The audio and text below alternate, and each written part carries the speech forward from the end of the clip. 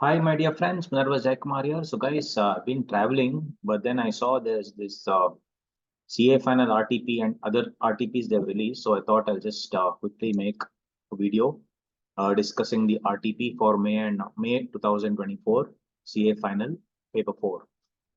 So, I was just went through that. It is especially the MCQs are pretty standard, and also they have given quite a few questions on amendments also. So, overall, it's a very good what do you say RTP. So kindly concentrate, buddies. Now, the way things are going to be asked in DT, and especially with the new syllabus, paper 6 IBS, it's going to be different. And as regards IBS, also they have released a RTP, which me, Chinmay sir, and Tarun sir plan to do very shortly once our travels subside and we get together. Anyway, though I was traveling, I thought let me just quickly discuss this for the benefit of everyone. Let's see, guys. Okay. Case scenario 1. The following details pertain to Mr. Sahil and his best friend, Mr. Akhil.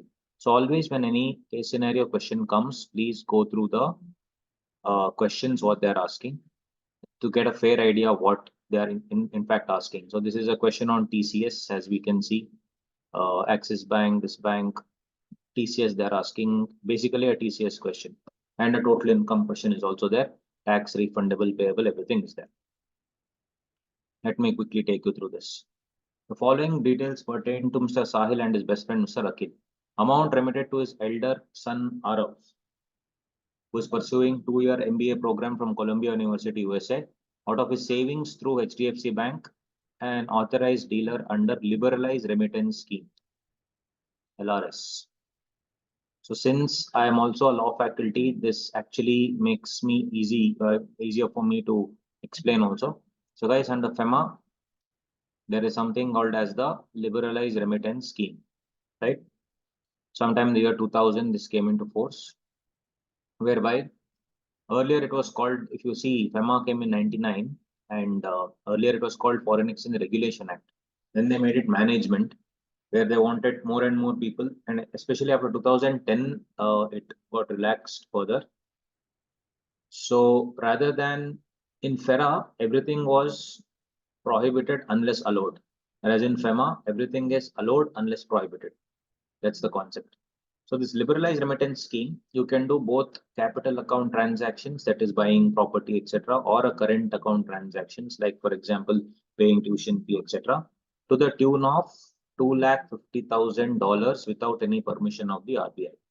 If you are crossing that, then you need to take the RBI permission and all these things. This is as per the FEMA. However, interesting to note that I can go beyond 2.5 lakh also without taking RBI approval for 3 things. One is if I have to study abroad.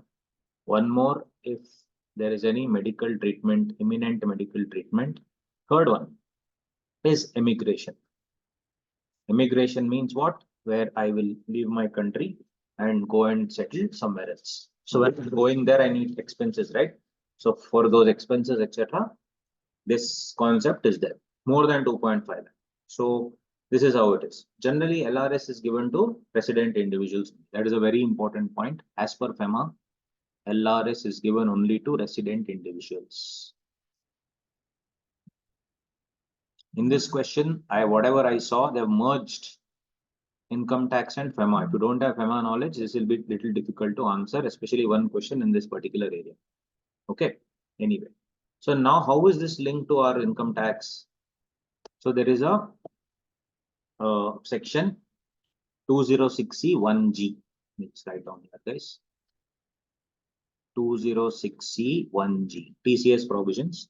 So there, if I am transferring outside the country up to 7 lakh rupees, then there is no TCS. But the moment it crosses beyond 7 lakh in a financial year, then 5% of the excess will be taxed. In fact, till October 23, there were different rates, but later they changed it again. And let me just show you the, I'll show you CA inter material. It is there in inter. There you go. 206C16. It's there in final also, obviously, but I just show you the inter material now. Remittance outside India and overseas to program package. So every person, if is an authorized dealer who's receiving any amount of remittance outside India from the buyer under the liberalized remittance scheme, So authorized dealer will be your Western Union Money Transfer, ICICI Bank, SBI Bank, who do these foreign exchange transactions. So when you have to transfer money outside India, you can't carry it in your suitcase. You need to obviously go through RBI. RBI means these dealers. So the dealer has to deduct TCS if you are transferring more than some amount, is what it is. It is responsible to collect TCS from the buyer. Or if you are a person who buys overseas tour program package, like you will buy from SOTC, from uh, Kesari Tours, from Chariot World Tours, all these world tours, Thomas Cook, all these people are there, no? So if you are buying a tour package and you are making a payment, they will collect something extra called TCS. So if you are paying some 10 lakhs to them, they will collect extra payment also. That's called TCS. And then of course you will get credit. This is just an information to the government saying that look, this fellow has gone abroad, which means he's loaded or he has money. So please check what he has claimed in his return. That is the idea behind this entire deal. Okay. Now, let me show you.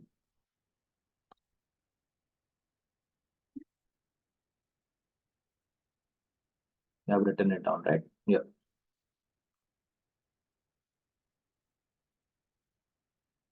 Here you see, these are the rates where the amount is for purchase of an overseas tour program package up to 30th September, 5% of the entire amount was liable to tax.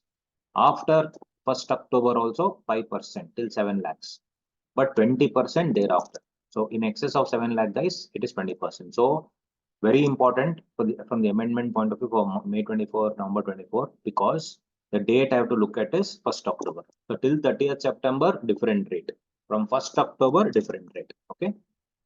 Where amount is remitted for the purpose of education or medical treatment, and amount or aggregate of amounts being remitted by a buyer is less than 7 lakhs in a financial year. So if it's for education or medical treatment, no tax, assuming amount is less than 7 lakh. Similarly, for any other purpose, if the amount is less than 7 lakhs, no tax. But if it is for education or medical treatment and the amount is exceeding 7 lakhs, then my dear friends, it will be 5% of the amount or aggregate of the amounts in excess of 7 lakh. 5% of the amount it will be, or aggregate of the amounts in excess of 7 lakh. 5%. This is in both the cases. Similarly, if you are doing it for any other purpose, overall payment is more than 7 lakhs, means up to 7 lakhs, 5%. But for other things it would be 20%. Right? However, if I have taken an education loan, which is defined under ATE, sorry. So basically there, the TCS rate is less because I have to pay interest also, right? So the TCS rate is less, there it is 0.5%. So interesting to know is this, guys. Any other payment other than, what do you say, education or medical treatment, if it is going beyond 7 lakh rupees, will be taxed at 20%. This is the important amendment as per Finance Act 23. Now, applying this in our question, let us see. So you see here, we have to remember these dates properly, guys. Why? You see, this was before amendment. This was before amendment, This was after amendment. This also after amendment. This is also after amendment. This is before amendment. So irrespective of whichever bank account you do, this is available to a resident SSC. So irrespective of 10 bank accounts also, but you need to see the overall outflow outside the country, right? And then he said so this he has done through what? Out of own savings bank account to LRS, tuition fee has paid so much. Day-to-day expenses के लिए he has paid to 1 lakh 20, 90, 1 lakh 35. Through Axis Bank, one other bank, he has taken a loan for tuition fee. He has paid on 11th October, 10 January. This is after the amendments. And own savings account to meet the daily expenses in July, he has paid so much.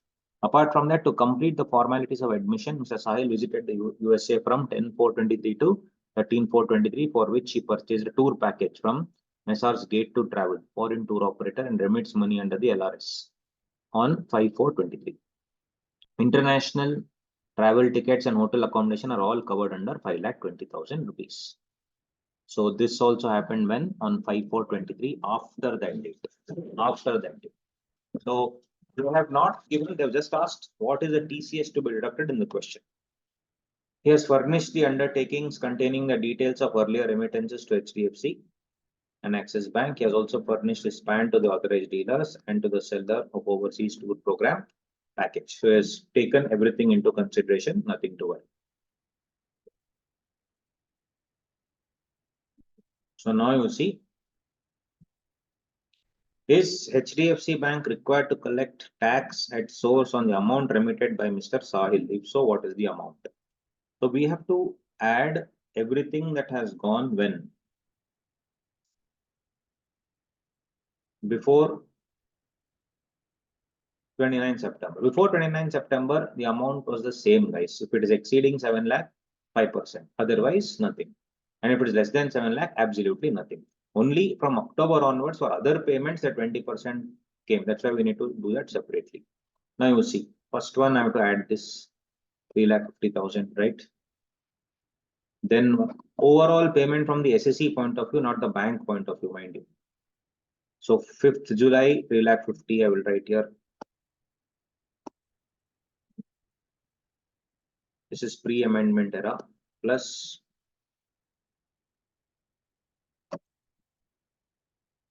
10th May, 29th September.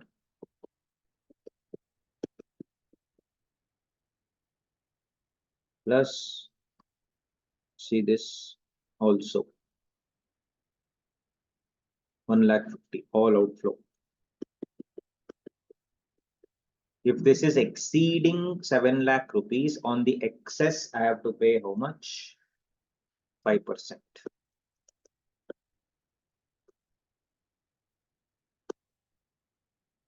3,50,000, 1,50,000, 5 lakh, 6 lakh 90, 7 lakh 10,000.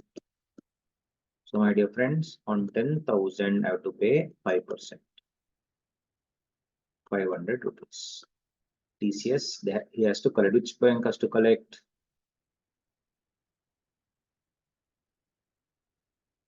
HDFC Bank has to collect. Fair enough. Let us see after that how much he has paid. 1,35,000 he has paid in Jan. And this is for which one? This is for medicine or is this for study or education, etc. Education or medical? No, this is to meet day-to-day expenses. Any other payment exceeding 7 lakh, how much? 20%. 20%. You see?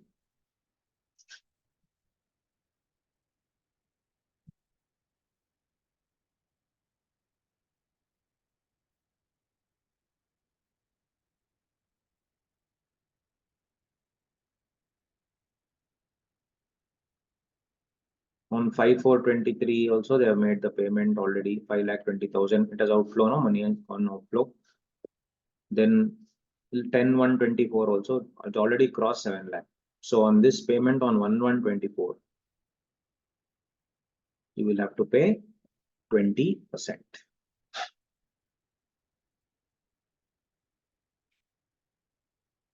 So 1,35,000 at 20% will be 27,000 rupees.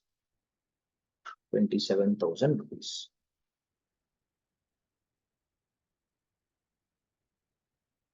So calculating that, my dear friends.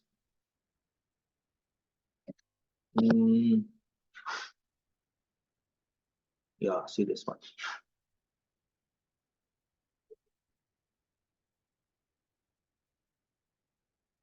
Should be the answer. Then they're asking if Axis Bank is required to collect TCS on the amount remitted by Sahil, what is the amount? So guys, Axis Bank, if you see,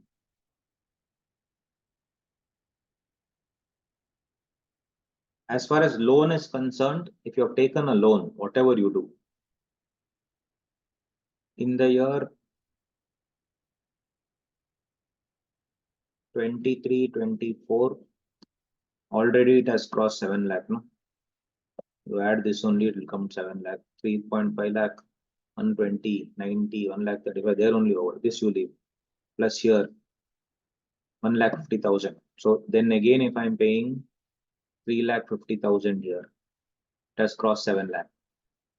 So either way, if it's taking towards tuition fee, 0.5% is what I need to take. So 0.5% of 3,500. Sorry, 3,50,000. Next, on 10/1/24, on 1/1/24, 1,35,000, 5,20,000, already 7 lakh crossed. On this also 0.5%. So what is 0.5% of 3,50,000 is 1,700 and something. 1,750 will come. Both the cases 1,750. So 1,750. Right? Got it, friends?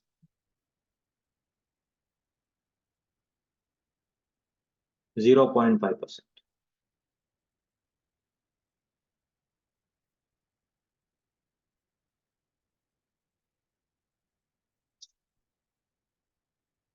Next, let us see this foreign tour operator LRS scheme, 5,20,000 rupees. This is simple. In 23/24, is it crossing 7 lakh? Yes, it has already crossed. So for foreign tour operator in April, I'm paying. So foreign tour operator, no tension. There is no 7 lakh also, by the way. For foreign tour operator, Indian tour operator, but to tour agency basically, not foreign tour operator. Indian tour operator. If you see here, where the amount is for purchase of an overseas tour program, 5% of such amount without any threshold limit, 5% till 7 lakhs, 20% thereafter. So for the overseas tour package program, paid to an Indian fellow, how much I have paid?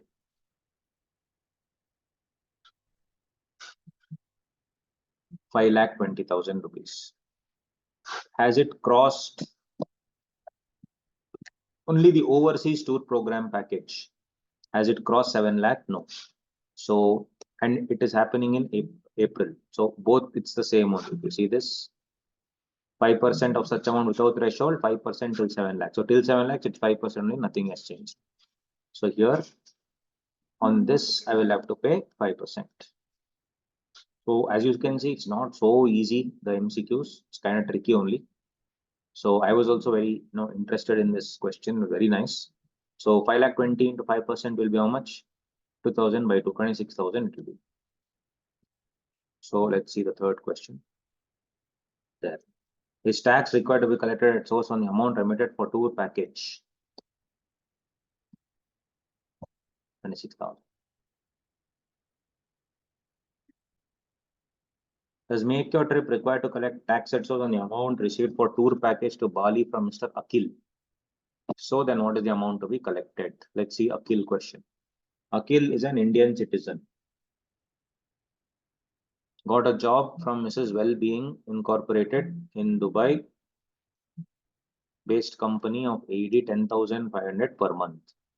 He left for Dubai on 29/3/23 and joined Wellbeing on 1st April 23.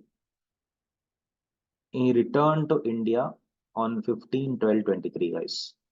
So he was outside India for a long time. In India, he was only there from 15th December, 15 December. On 23rd December, he went on a 7-day tour to Bali. And thereafter went to Dubai. So basically 7 days he was there in India. Guys, if you want to be a resident, what should you be? Stay in India must be more than 182 days in the previous year. Or it should be what? 60 days in the previous year. And what? 365 days in the last 4 years. 182 days in the previous year, no scene. 7 days only he was there. Was he there before 365 days in 4 years? He could have been, but was he there 60 days in the previous year? No. So hence, is he a resident? No. When he is not at all a resident, when the conditions only are not satisfying, This is the best part. LRS as per FEMA is applicable only for resident individuals. So will LRS come for this? No. So generally, if they ask you a question, what is the TCS to be deducted for this guy? Because he's giving what tour operator 7,50,000. You know what we'll do? For LRS is applicable. It is happening in December. So what we'll do? Oh, this is an amendment question. So we'll say up to 5 lakh, 5%. The remaining 2,50,000, 20%. 5 lakh into 5% is how much? 2,50,000, sorry, 25,000 rupees. 25K. 2,50,000 into 20% is how much?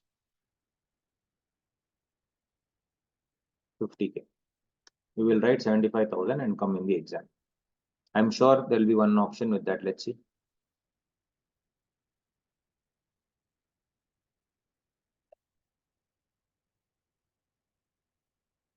7,50,000, no? So up to 5 lakh, 5%, 25,000. And 2,50,000 extra is 20%. So again, 75,000. Or if you take on the excess amount, 5% you can take. Or the entire amount, 5% you can take. 37,500 you could have written if you don't know the provisions. So you will write 37,500 and come. This is there.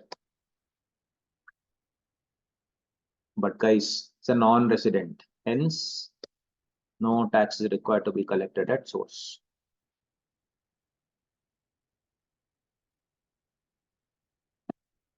Very, very interesting question, guys.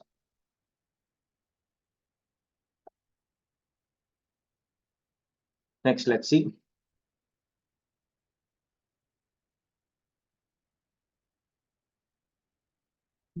$7,50,000 towards flight income, flight tickets, and hotel accommodation. Everything is covered anyway.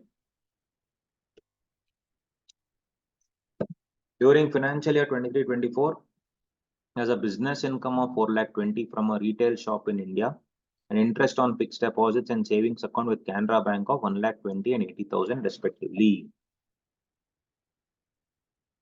What is his total income? 4,20,000 plus 1,20,000, 5,40,000. 5,48,000. So there's one more question. What is the total income of Mr. Akil for the assessment 24-25? We'll jump and we'll write 5,48,000. But read, assume he has shifted out of the default tax regime under section 115 BAC. If you opt for the default tax regime of 115 BAC, deductions you will not get.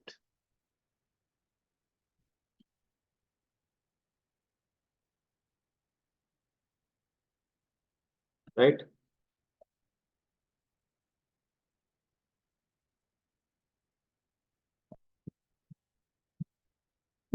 You will not get deductions. If you don't get deductions, default tax regime answer is 5,48,000. But if you have opted out of 115 BAC, you are going to the normal regime, there is one deduction, ATTTA. That if your savings bank interest is up to 10K, that amount of up to 10K will be exempt. Even if it is more than 10K, maximum 10K will be exempt. If you see here, guys, SB interest is getting 1,20,000. Interest on fixed deposit is different, and savings bank is 1,28,000. In which, especially savings bank interest, Canara Bank is up to 10,000. So this 8,000 will be exempt under ATTTA deduction, basically. ATTTA deduction of 8,000 you will get, not exemption. ATTTA deduction. Now we are doing tax, you have to be very careful of whether we say exemption or deduction. So ATTTA deduction of 8,000 rupees you will get. So with that 8,000 rupee deduction, what will be our total income? 5,40,000. See how tricky questions are.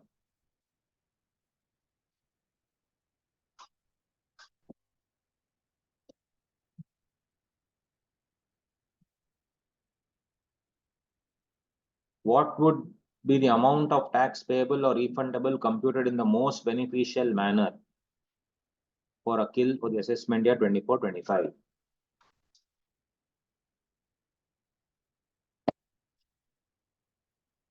So guys, amount, if I take 115 BSc or otherwise, 5,48,000 if I take 115 BAC, 5,40,000 if I take normal.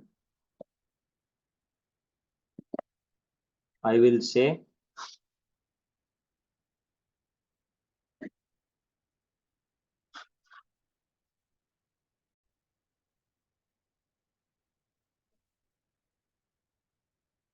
I will go to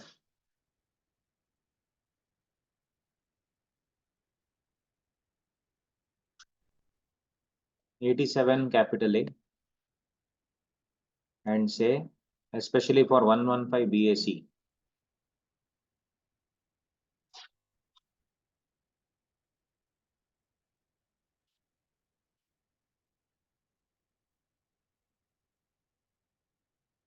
$700,000 up to 7 lakh.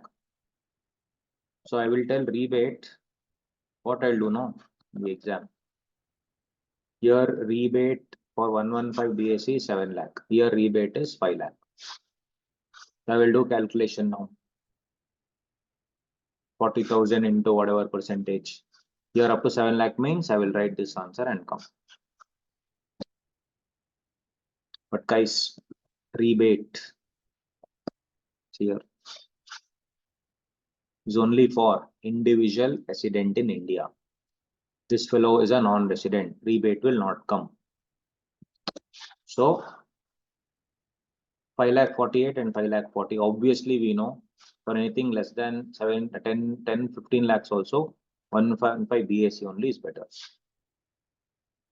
So if you do the slab rate of 115 BAC, 0 to 3 lakh, nil, 3 to 6 lakh, like that, in that bracket.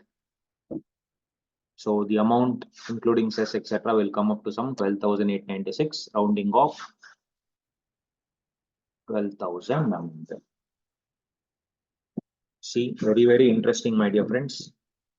So you should be alert while solving these questions. They are not simple and not direct like what you actually think. Got it? Case scenario 2, I will have to link it with something else. It's little bit amendments are also there of charitable trust, so we will do that part later.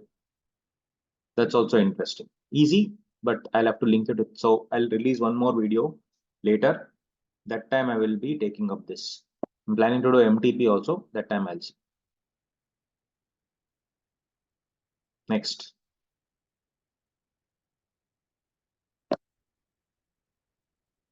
Question 12.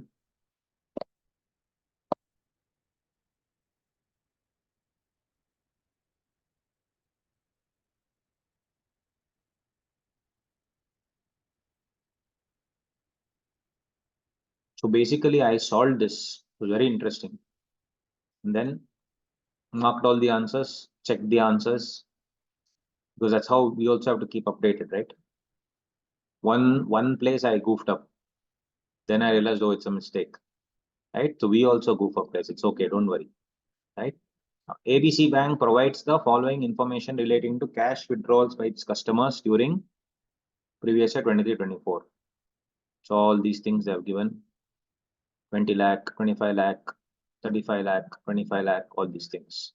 Cooperative society 68 lakh, 85 lakh, 88 lakh. So cooperative society regularly files its return of income. Okay. Basically, there is a question on 194N.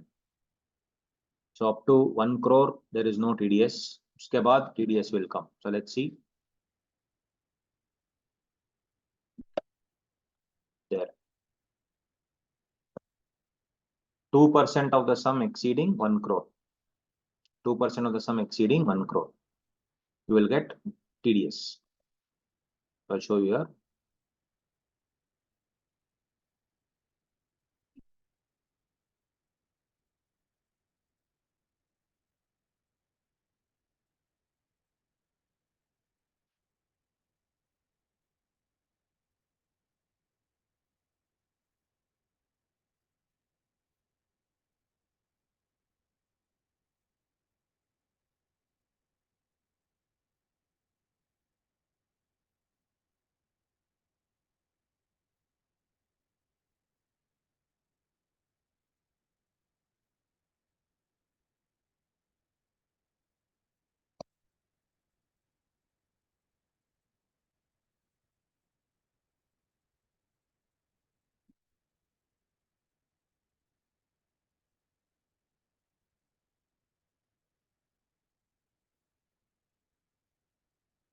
There has been one amendment which they have asked in the exam.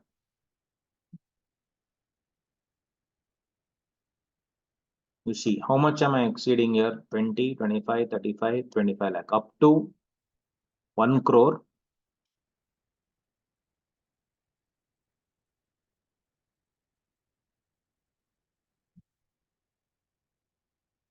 Exceeding 20 lakh, but not exceeding 1 crore. Normal rate, it is how much? 2% of the sum exceeding 1 crore. But if you have not failed to file the return, 20 lakh to 1 crore is 2%. More than 1 crore is 5%. But if you file the return, 2% of sum exceeding 1 crore till 1 crore, nothing.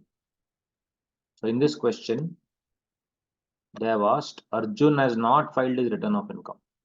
So up to 1 crore, it will be 2%. Beyond 1 crore, 5%. So 20 lakh, 25 lakh, 35 lakh, 25 lakh, 45,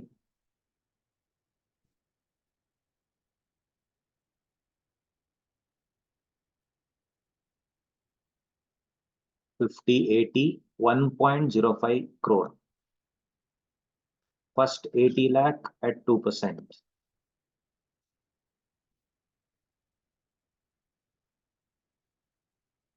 That is 16,000. Then the remaining 5 lakh at 5%.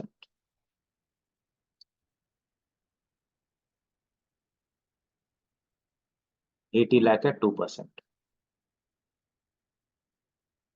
So 80 lakh into 2% is 1,60,000.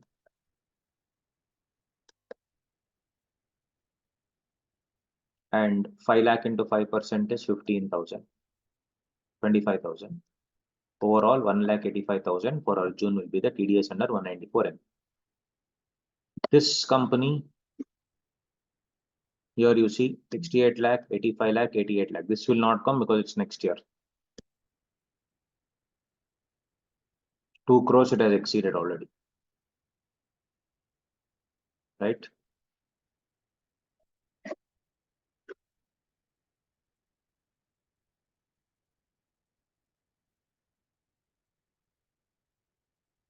You see? Ideally, it should come. But you see amendment, small amendment.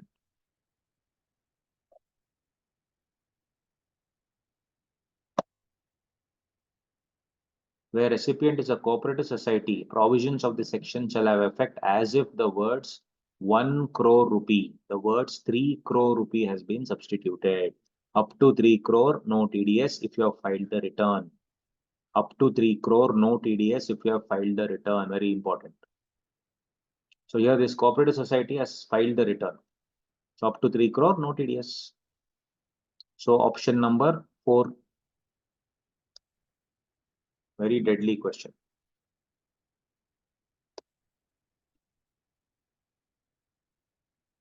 1,85,000 in respect of cash withdrawals by Mr. Arjun, and no tax is required to be deducted from cash withdrawals by the cooperative society.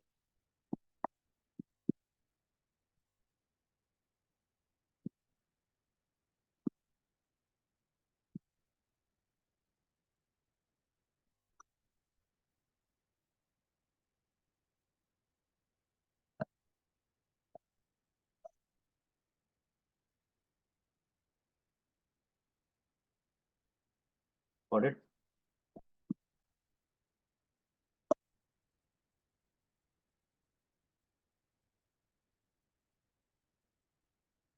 Blossom Tea Garden, a tea estate in Dibrugarh, Assam, received 23 lakh as compensation of an insurance company for severe damage to the green leaves due to hailstorm in July 23. Blossom Tea Estate is of the view that the entire recipient insurance policy will be agricultural income, hence will not be chargeable to tax. So guys, are they doing any manufacturing activity? Manufacturing tea, yes, but that entire tea garden was destroyed. So when I'm replenishing it, the entire thing of 23 lakh would be, agricultural income.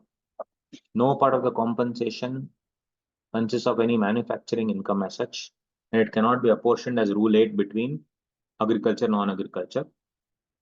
So the entire thing will be agricultural income.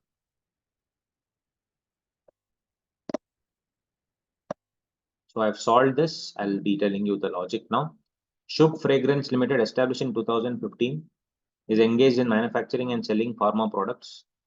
Net profit of the company as per profit and loss account. All the numericals I'll solve. Other theory questions you can do on your own. The net profit of the company, it's very easy.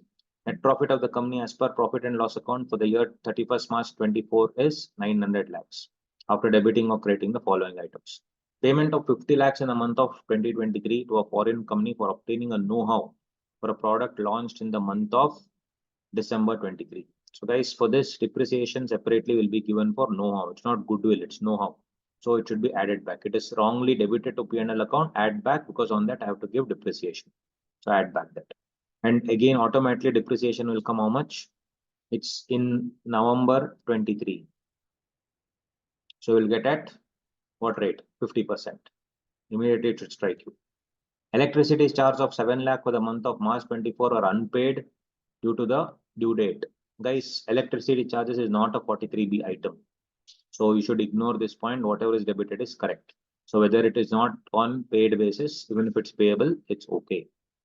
Loss of 4 lakh rupees due to a hedging contract against future price fluctuation in case of import of raw material used in a course of manufacturing.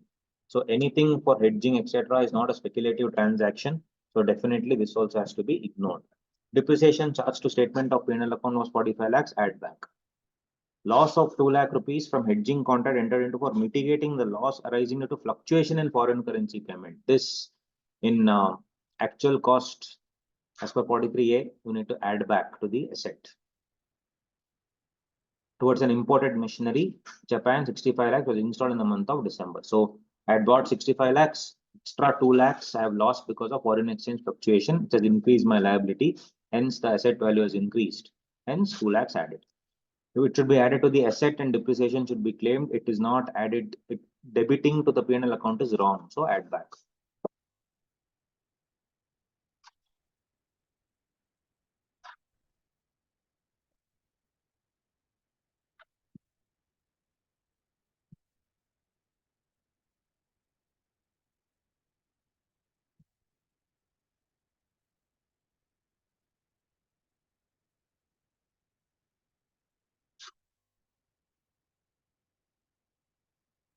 No, 20 lakhs received from Z Limited under an agreement in the form of non-compete fee and not carrying on any business. So guys, 20 lakh receipt is as per 28 also business income. So it should be ignored. Whatever is credited, correct only. Advance received amount to 20 lakhs on proposed sale of land forfeited due to non-receipt of balance amount of 70 lakhs. Guys, any advance forfeited is now IFOS. Before 2014 and all, it was 2012, it was actually subtracted from the cost of acquisition. Now nothing like that. It is IFOS. So it is IFOS. It should be subtracted from this pot. And excess on sale of unlisted shares 15 lakhs sold on February. So this is a capital gain just to be subtracted from that point from the P&L account and charged separately as capital gain. Normal depreciation 35 lakh. So guys, apart from that, you see there is depreciation here also. 65 lakh was the asset. In that 2 lakhs will be added. On 67 lakhs I have to charge. And it was installed in December 23. So I will get normal depreciation at 50%. Then it's a machinery. Additional depreciation also I'll get at 50%. Hope you got all this. CII they have given. MAT credit also, I should check MAT credit. Compute most beneficial manner means they're asking normal taxation also and alternate regime as well, both. Let's see the answer.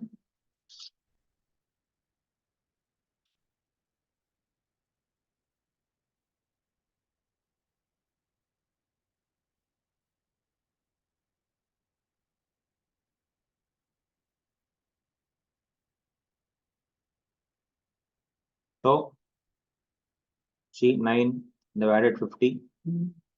Electricity charge ignore, hedging ignore. This you add, this you add. Non-compete ignore. Advance forfeited subtract because it's IFOS.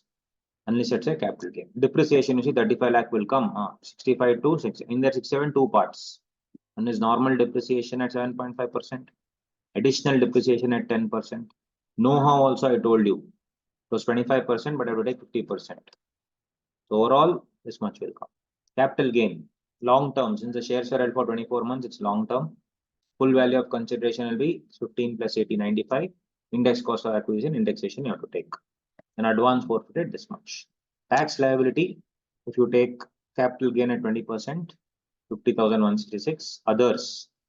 And also, guys, one interesting thing, turnover of the company, they have given how much? Less than 400 crores in the question. That also is an important observation you need to make.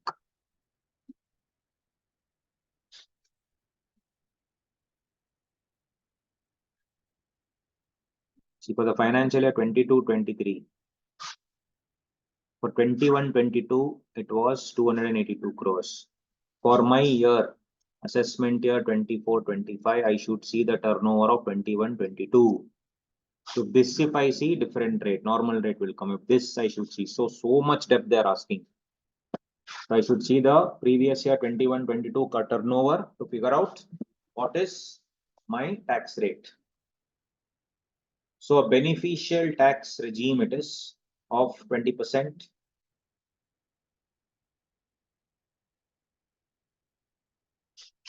(25%) beneficial tax of 25% as against 30%.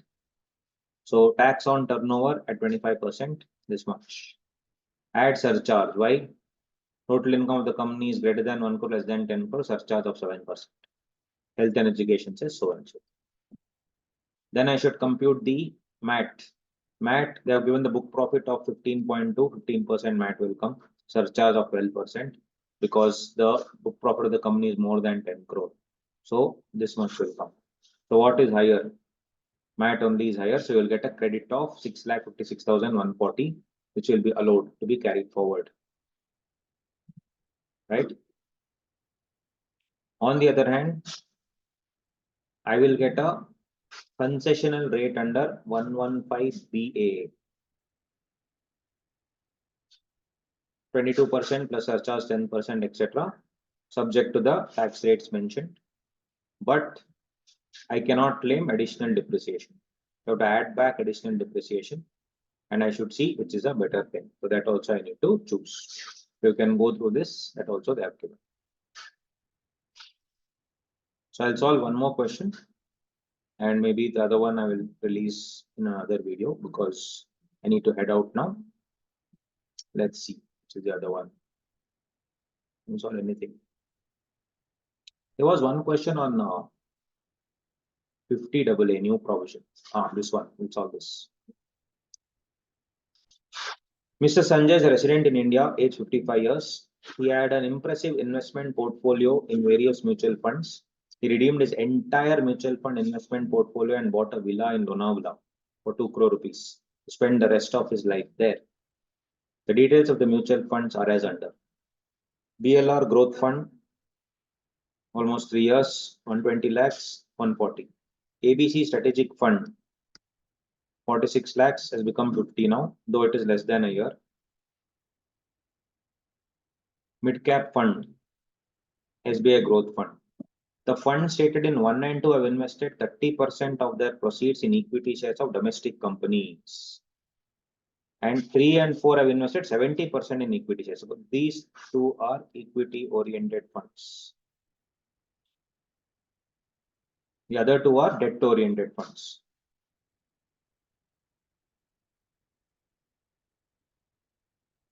So guys, the interesting thing is a new section has been inserted, 50 AA. I'll just give you basics of that.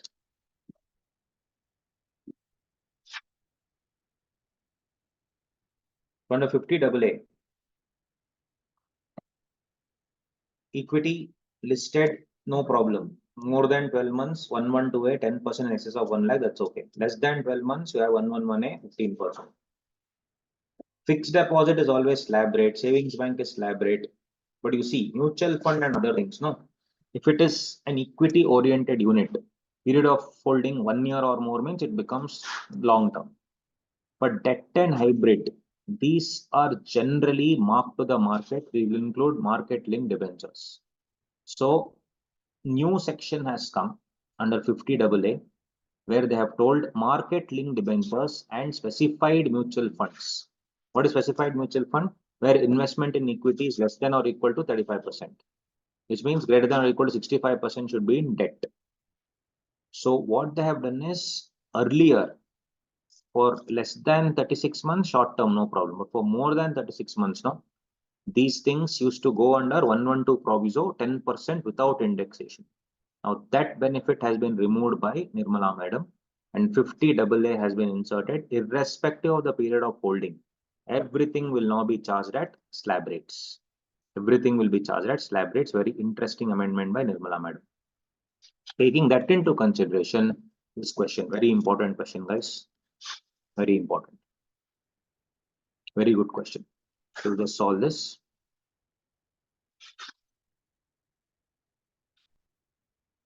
I'll quickly show you.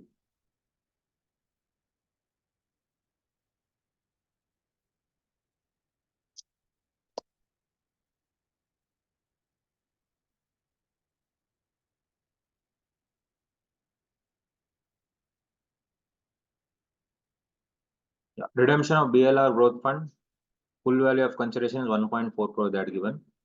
And index cost, it is long term because it's a debt fund and not more than 65% of the proceeds are invested. It was held for more than 36 months immediately preceding. So hence 1.2 crores into 348 by 301, that's okay. But ABC strategic fund, it's a specified mutual fund, has not more than 35% of the proceeds are invested in equity. It was acquired after 1/4/2023. So irrespective of the period of holding, I need not see period of holding. It will be considered as short term, as I explained. So this part will be short term. Then the other two anyway depends on whatever it is. Here it is a equity oriented fund and it is not more than 12 months. Hence it is short term. SBI growth fund is more than 12 months. Hence it is long term. But for long term capital gain under 112A, you will not get indexation. So all those things will be there. And what the question says is they have invested in, he wants to invest everything in a new house property worth 2 crore. So 54F will come where you'll sell other than house property, but you will buy a house property. Section 54F exemption will come. So if you see,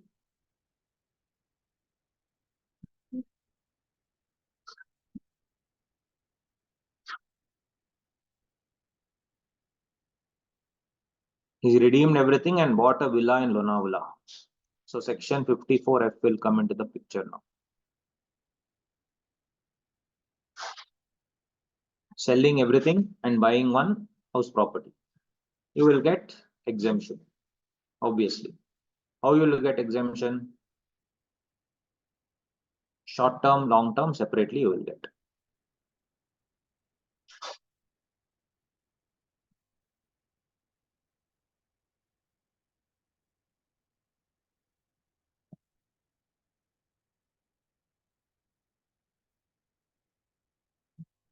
Very good question. And in 54F, net consideration should be used. So I have used 2 crore. Out of the 2 crore, I have first used 1.2 crore from the SBI growth fund. Correct? Exemption would be available only in terms of long-term capital gain.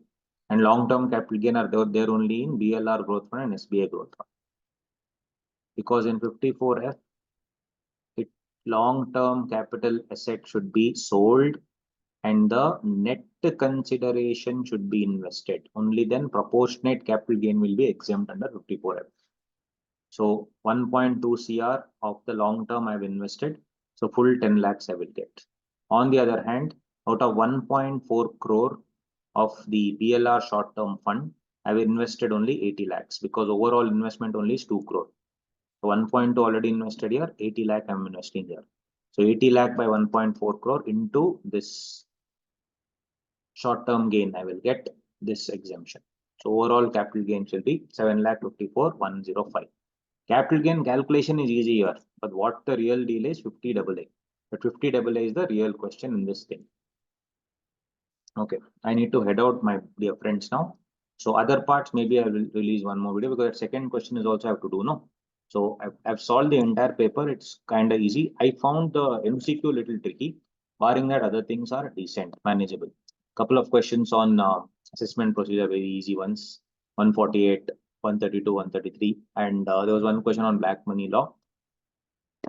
One easy question on TP. You can go through that. Nevertheless, I'll try doing it tomorrow when I get the time. Okay, take care, guys. Bye.